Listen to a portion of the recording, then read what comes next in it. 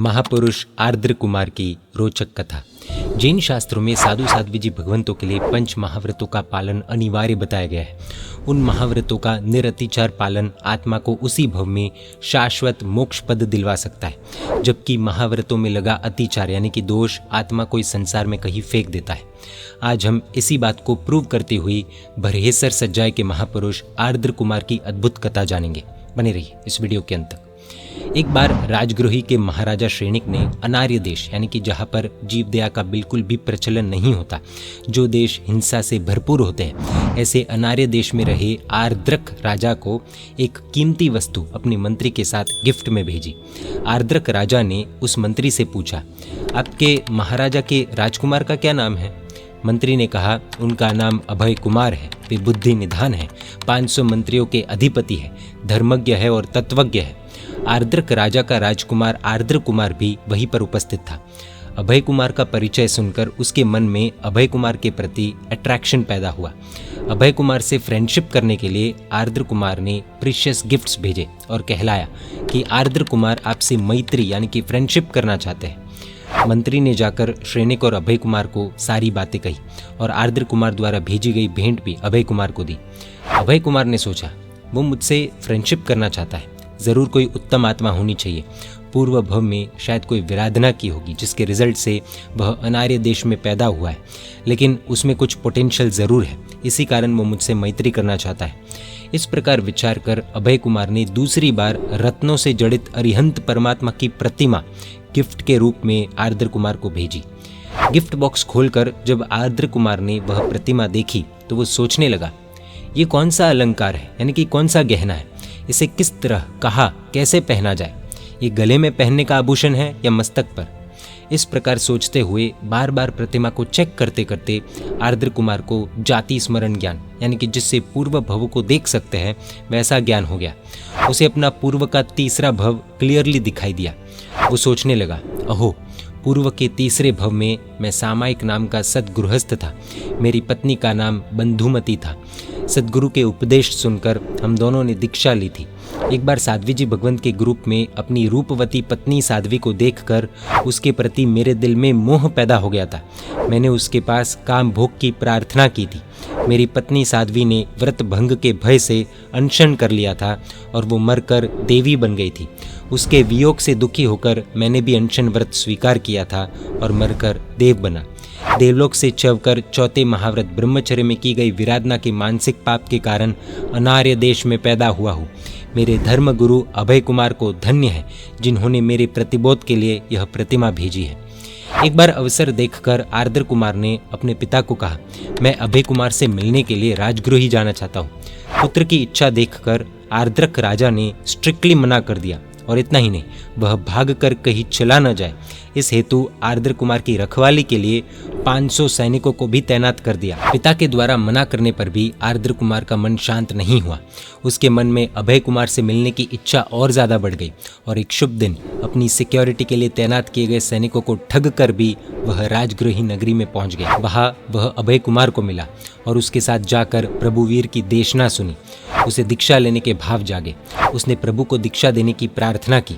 प्रभु ने उसे उसके भोगावली यानी कि वर्ल्डली डिजायर्स पूरे करने के कर्म बाकी है जानकर ना कही। तब आर्द्र कुमार ने खुद से ही दीक्षा लेने का निर्णय किया और दीक्षा ले ली। एक बार विहार करते हुए आर्द्र मुनि वसंतपुर नगर के बाहर उद्यान यानी कि गार्डन में पधारे और कायोत्सर्ग में खड़े रहे। इधर उनके पूर्व भव की पत्नी बंधुमती की आत्मा देवलोक में से चवकर वसंतपुर नगर में किसी श्रेष्ठी के घर श्रीमती नामक कन्या के रूप में पैदा हुई थी। एक बार वो श्रीमती अपनी सहेलियों के साथ खेलती हुई उस उद्यान में आ गई जहाँ पर आर्द्र मुनि कायोत्सर्ग कर रहे थे। उसकी सहेलियां मजाक में बोली, अपनी मनपसंद वर यानी कि पति को पसंद करो। उस समय श्रीमती आर्द्र मुनि की तरफ देखकर बोली, मैं तो इस मुनि के साथ विवाह करूंगी। और उसी समय आकाश में देववाणी हुई, तूने योग्य वर को पसंद किया है। श्रीमती आर्द्र मुनि के चरणों में गिर गई, लेकिन संयम में स्थिर आर्द्र मुनि ने अनुकूल उपसर्ग जानकर वहां से तुरंत विहार कर दिया। धीरे धीरे समय बीतने लगा और श्रीमती की शादी की उम्र हुई। उसके योग्य पति के लिए खोज होने लगी। तब वह बोली, मैं तो उसी मुनि के साथ विवाह करूंगी। पिता ने पूछा, तू उस मुनि को कैसे पहचान पाएगी? पिता की सहमति से श्रीमती प्रतिदिन मुनियों को दान देने लगी और ठीक 12 वर्ष के बाद आर्द्र मुनि वापस विहार करते हुए वहां पर आए। उनके पैरों में रहे चिन्हों को देखकर श्रीमती उन्हें पहचान गई और बोली, हे स्वामी, आप मुझे छोड़कर क्यों चले गए? अब मैं आपको जाने नहीं दूंगी। भोगावली कर्म की उस आकाशवाणी को याद कर आर्द्र मुनि ने उस श्रीमती कन्या के साथ विवाह किया और उन्हें एक पुत्र की प्राप्ति हुई।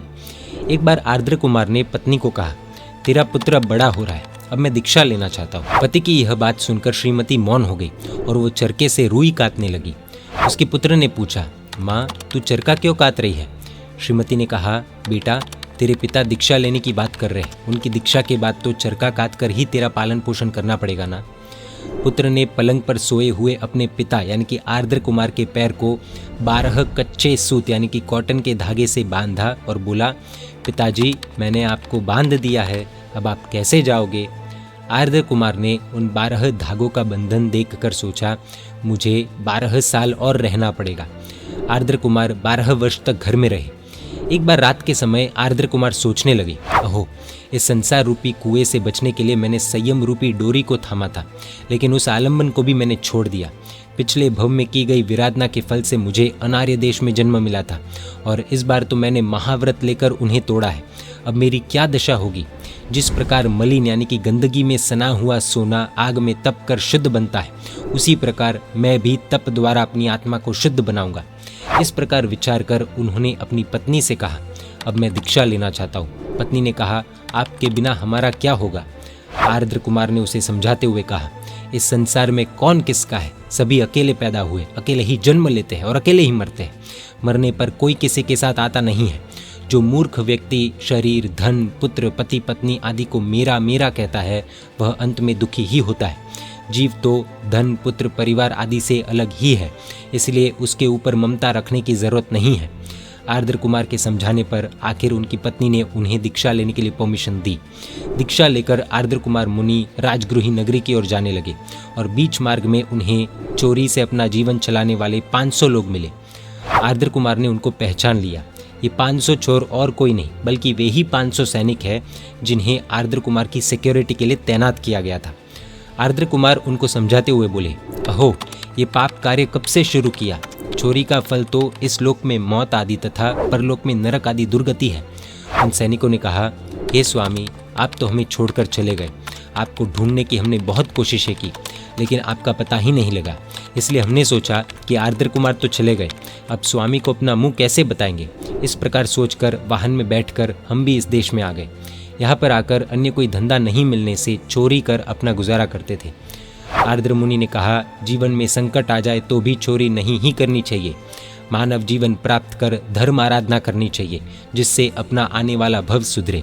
धर्म से ही स्वर्ग और मोक्ष मिलते हैं। जिनेश्वर भगवंत ने अहिंसा, सत्यवचन, अचौर्य, ब्रह्मचर्य और अपरिग्रह रूप धर्म कहा है। तुम भी मेरे भक्त हो तो इसी मार्ग का अनुसरण करो, यानी कि इसी मार्ग को फॉलो करो। आर्द्र कुमार की बात सुनकर 500 सैनिकों ने उसी समय दीक्षा स्वीकार कर ली। आर्द्र मुनि उन सब मुनियों को साथ में लेकर राजगृही नगरी की ओर जा रहे थे। बीच मार्ग में उन्हें कुछ तापस मिले। वे तापस एक हाथी को मारकर उनका मांस खा रहे थे।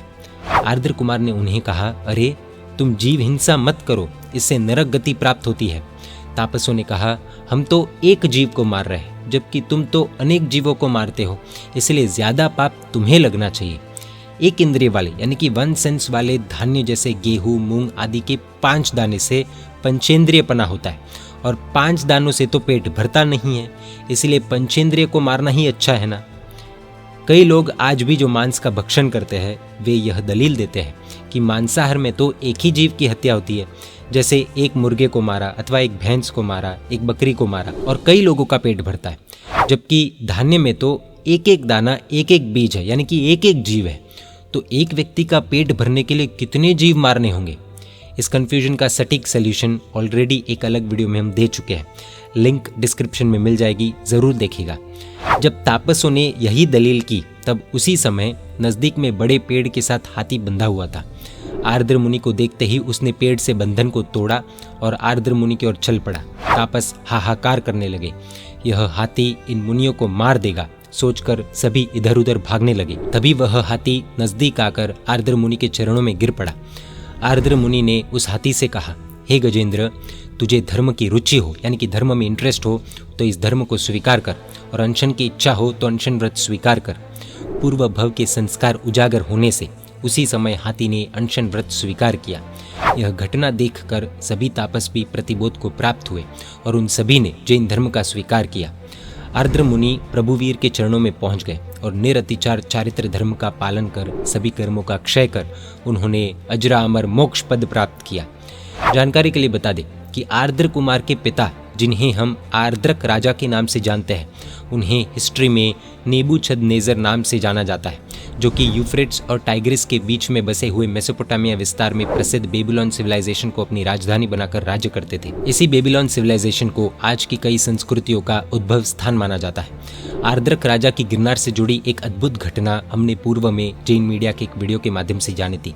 उस प्रस्तुति की लिंक भी आपको इस वीडियो के डिस्क्रिप्शन में मिल जाएगी। जब आर्द्र कुमार आर्द्र देश से भागकर राजगृही आए थे, तब उन्हें ढूंढने के लिए राजा नेबूखदनेस्सर भी भारत आए थे, और तब उनकी नज़र गिरनार तीर्थ पर पड़ी और गिरनार मंडन श्री नेमिनाथ प्रभु की कृपा इस अजैन राजा नेबू पर बरसी और उसके मन में गिरनार का जीर्णोद्धार करने का भाव हुआ, और पूरे ठाट बाट से राजा नेबू ने गिरनार जी तीर्थ का जीर्णोद्धार करवाया और बेबीलोन के डॉकयार्ड यानी कि बंदरगाह से मिलने वाली सारी इनकम को राजा नेबू ने गिरनार तीर्थ की सार संभाल के लिए समर्पित भी की।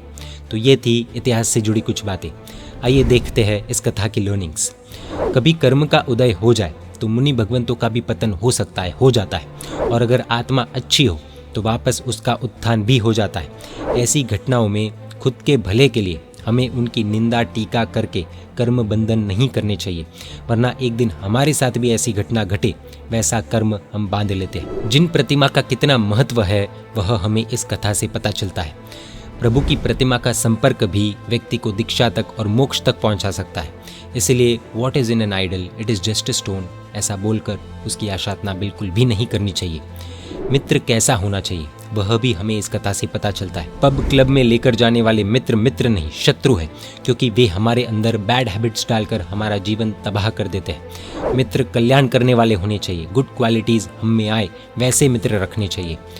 मोह एक ऐसी चीज है जो डुबाती भी है, और अगर उसे सही तरह से उपयोग किया जाए तो तारती भी है। 500 चोरों को यानी कि सैनिकों को आर्द्र कुमार पर मोह था, और उस मोह ने ही उन्हें दीक्षा तक पहुंचाया। जय जिन शासन, जय महावीर।